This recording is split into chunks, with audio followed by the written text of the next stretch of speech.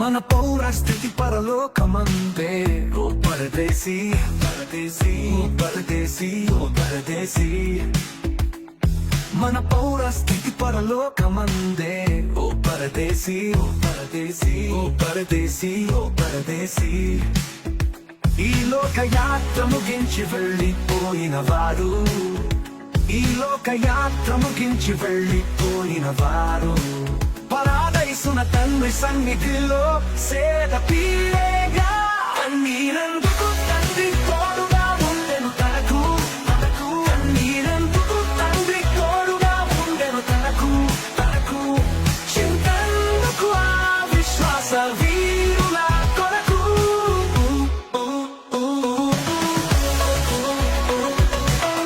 కష్ట నష్టాలు లేవు, కన్నీళ్లు లేవు, ఇరుకు లేవు, ఇబ్బందులే లేవు. వాళ్ళకు నీ వాళ్ళకు లోక దృష్టిలో మరణించిన ప్రభువు దృష్టిలో వారికి పరలోకము నిత్య జీవము. మరణమనేది ఒక వాహనం, ఒక వాహనం, ఒక వాహనం, తానే విశ్వాసిని పరమున చేర్చే సాధనం. అవిశ్వాసుల వలె దేవుని నిందించుటేలా, నీ వారి ధన్యతని తలచి మురిసిపోగలా.